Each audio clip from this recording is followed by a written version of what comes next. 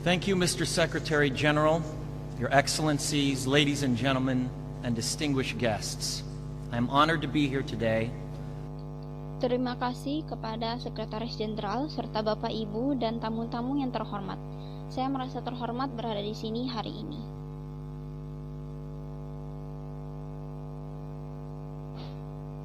I stand before you not as an expert, but as a concerned citizen. One of the 400,000 people who marched in the streets of New York on Sunday. Saya berdiri di hadapan Anda bukan sebagai seorang ahli, tetapi sebagai warga negara yang peduli, salah satu dari 400.000 orang yang berbaris di jalan-jalan New York pada hari Minggu. And the billions of others around the world who want to solve our climate crisis. As an actor, I pretend for a living. I play fictitious characters. Dan miliaran orang lain di seluruh dunia yang ingin menyelesaikan krisis iklim kita. Sebagai aktor, saya berakting dalam mencari nafkah. Saya memainkan karakter fiktif. Often solving fictitious problems. I believe that mankind has looked at climate change in that same way, as if it were a fiction. Saya sering memecahkan masalah fiktif. Saya percaya bahwa umat manusia telah melihat perubahan iklim dengan cara yang sama, seolah-olah itu fiksi.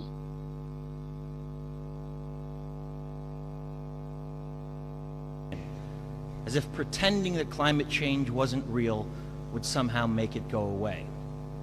But I think we all know better than that now. Seolah-olah berpura-pura bahwa perubahan iklim tidak nyata.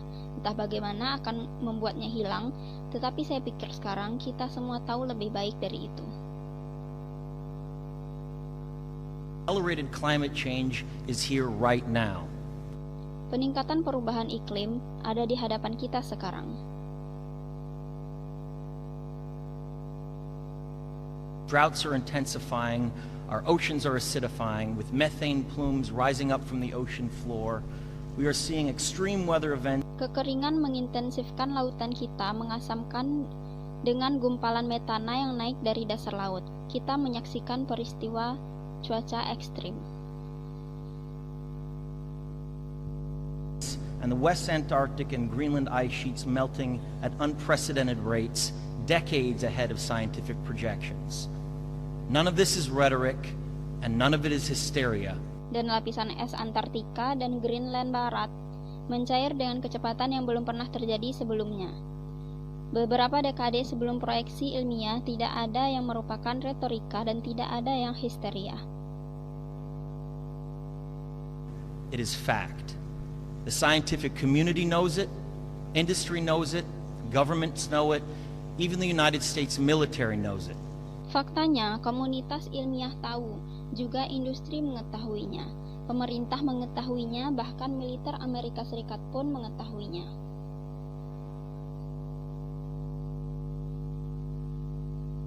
The chief of the U.S. Navy's Pacific Command, Admiral Samuel Locklear, recently said that climate change is our single greatest security threat. Kepala Komando Pasifik Angkatan Laut Amerika Serikat, Laksamana Samuel Locklear, baru-baru ini mengatakan bahwa perubahan iklim adalah satu-satunya ancaman keamanan terbesar kami. My friends, this body, perhaps more than any other gathering in human history, now faces this difficult but achievable task. Teman-teman sekalian, badan ini mungkin lebih dari perkumpulan lain dalam sejarah manusia. Sekarang menghadapi tugas yang sulit, tetapi bisa dicapai.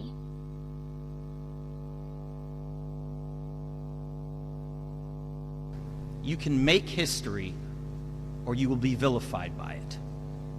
To be clear, this is not about just telling people to change their light bulbs or to buy a hybrid car. Anda bisa membuat sejarah, atau Anda akan difitnah olehnya.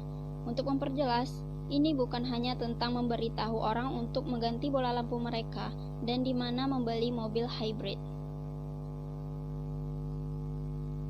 This disaster has grown beyond the choices that individuals make.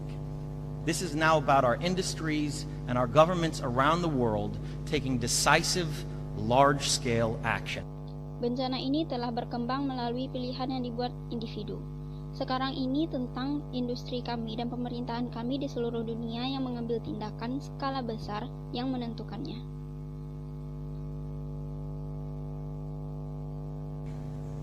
Now must be our moment for action. We need to put a price tag on carbon emissions and eliminate government subsidies for oil, coal, and gas companies. Sekarang aksi kita harus menjadi momen.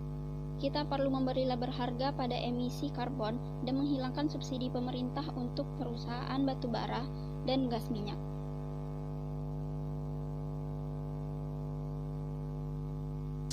We need to end the free ride that industrial polluters have been given in the name of a free market economy. They do not deserve our tax dollars. They deserve our scrutiny. For the economy itself will die if our ecosystems collapse. Kita perlu mengakhiri tumpangan gratis yang diberikan kepada para pencemar industri atas nama ekonomi pasar bebas. Mereka tidak pantas mendapatkan uang pajak kita. Mereka pantas untuk diperiksa dengan cermat karena ekonomi itu sendiri akan mati jika ekosistem kita runtuh. The good news is that renewable energy is not only achievable, but good economic policy. Kabar baiknya adalah bahwa energi terbarukan tidak hanya dapat dicapai, tetapi juga merupakan kebijakan ekonomi yang baik. This is not a partisan debate, it is a human one. Clean air and a livable climate are inalienable human rights. Ini bukan debat partisan, ini adalah debat manusiawi. Udara yang bersih bagi manusia dan iklim yang layak huni adalah hak asasi manusia yang tidak dapat dicabut. And solving this crisis is not a question of politics, it is a question of our own survival. Dan menyelesaikan krisis ini bukanlah masalah politik. Ini adalah masalah kelangsungan hidup kita sendiri. And the most urgent of messages. Honored delegates, leaders of the world, I pretend for a living, but you do not. Pesan paling penting untuk para pemimpin delegasi yang terhormat di seluruh dunia. Saya dituntut untuk berpura-pura dalam pekerjaan saya, tetapi Anda tidak. The people made their voices heard on Sunday around the world, and the momentum will not stop. But now it is your turn. The time to answer humankind's greatest challenge is now. Suara mereka didengar pada hari Minggu di seluruh dunia dan momentumnya tidak akan berhenti. Tetapi sekarang giliran Anda. Saatnya untuk menjawab tantangan terbesar umat manusia. We beg of you to face it with courage and honesty. Thank you. Kami mohon untuk Anda menghadapinya dengan keberanian dan kejujuran. Terima kasih.